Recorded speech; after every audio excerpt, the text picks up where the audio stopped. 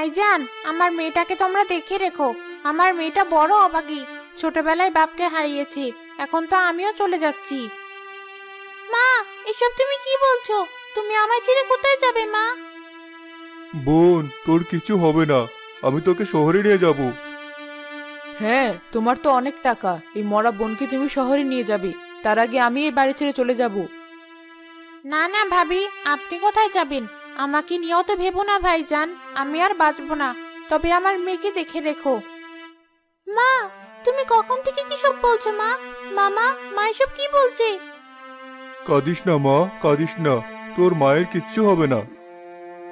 মেয়েটাকে শুধু শুধু মিথ্যে আশা দিচ্ছ কেন? মা, কাঁদিস না, আমি চলে যাচ্ছি, কিন্তু তোর মামা মামি তো থাকবে। ওদেরকে তুই বাবা মায়ের মতো ভালোবাসবি। মনে রাখিস, আজ থেকে ওরাই তোর সব। না মা, আমি তোমাকে কোথাও যেতে দেব না। কথা বলতে বলতেই ঋতুর মা মারা যায়। ঋতু মায়ের বুকে আছড়ে কাঁদতে থাকে।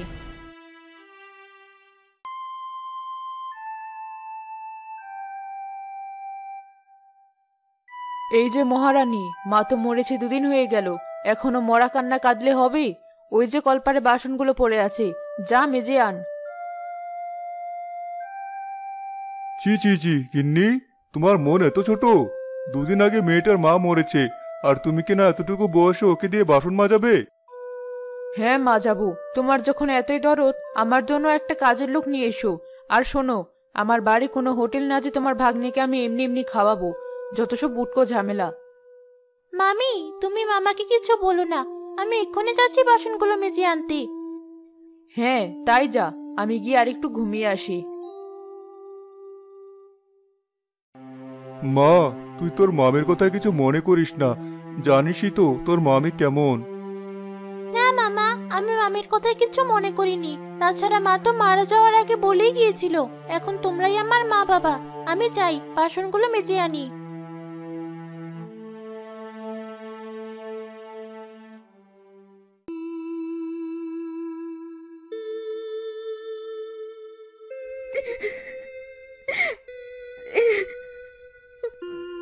তোর বাবা একটু শান্তি করে ঘুমানোর জন্য সকাল নেই বিকেল নেই গেলেই চলেছি।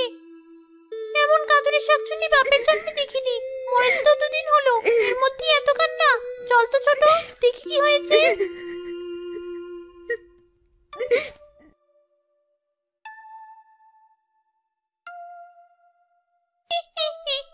এই যে নয়া শাকচুন্নি, 2 দিন হয়েছে এসেছিস, এর মধ্যে এত কিসের কান্নাকাটি শুনি?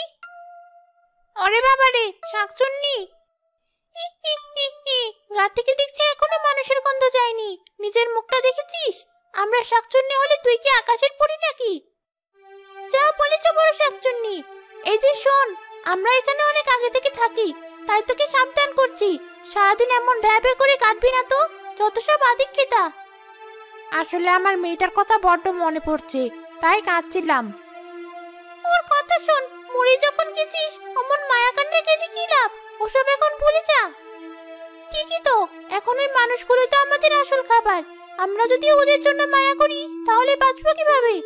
যাই হোক, কিছু খেয়েছিস? না, 2 দিন হলো আমি কিছুই খাইনি। তুই কি শাকচুন্নি বংশের নাম ডুবাবি?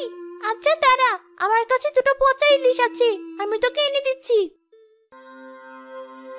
বড় শাকচুন্নি উড়ে গিয়ে নিজের গাছ থেকে মাছ নিয়ে ফিরে আসে।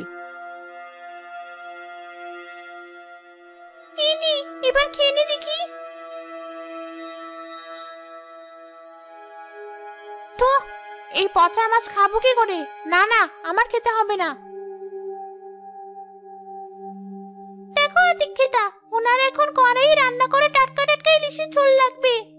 তাই তো দেখছি। বেশ, এত যখন সাধুপনা করছে, চল ও একাই কাঁদুক।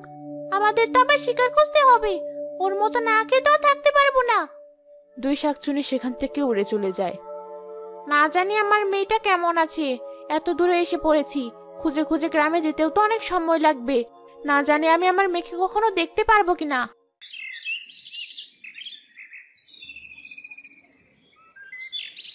এই তো সব কাপড় কাচা হয়ে গেছে, এগুলো নিয়ে বাড়ি যাই, তাহলেই খাবার পাবো। আরে রিতু, তুই এই পদ্মপুরে পুকুর পাড়ে কি করছিস? কি আর করব, দেখছিস না কাপড় কাচ্ছি। তা তো দেখতেই পাচ্ছি, তোর এই মামি আসলেই খুব খারাপ। তোর মা মারা গেছে 2 দিন হলো, এর মধ্যেই তোকে দিয়ে বাড়ির সব কাজ করাচ্ছি।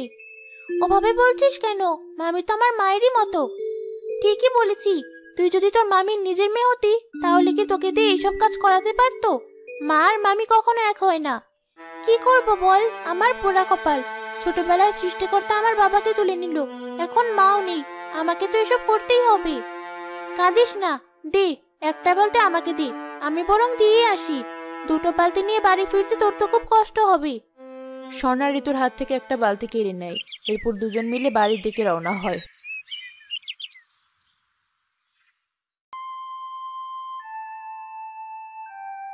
মামি, সব কাপড় কাচা হয়ে গেছে। সে না হয় বুঝলাম, কিন্তু স্বর্ণা বালতি নিয়ে আসছে কেন? চাচি, আসলে ঋতুর তো খুব কষ্ট হচ্ছিল তাই। বুঝতে পারছি, এর মানে পাড়ায় পাড়ায় আমার নিন্দে করে বেড়ানো হচ্ছে। আমি ওকে দিয়ে কাজ করাচ্ছি, তাই না? দাঁড়া, আজই তোর বাইরে যাওয়া আমি বন্ধ করছি। না মামি, বিশ্বাস করো, আমি ওকে বলিনি। হ্যাঁ চাচি, আমি তো জোর করেই ওর হাত থেকে বালতিটা চেয়ে নিয়েছি। এই, তুই চুপ কর। আর এই যে মেয়ে, তোর এত বড় সাহস, আমার নামে নিন্দে করে বেড়াস? দাঁড়া, আজ আসুক তোর মামা, হয় তুই এই বাড়িতে থাকবি, নয়তো আমি। না না মামি, তুমি কোথাও যেও না। আচ্ছা বেশ, আজ থেকে আমি বাইরের কারোর সাথে কথা বলবো না। তবু তুমি আমায় তাড়িয়ে দিও না। আমি কোথায় যাব? এই তো মাথায় ঢুকেছে। আর এই যে স্বর্ণা, তুই এখনো দাঁড়িয়ে আছিস কেন? যা বলছি এখান থেকে।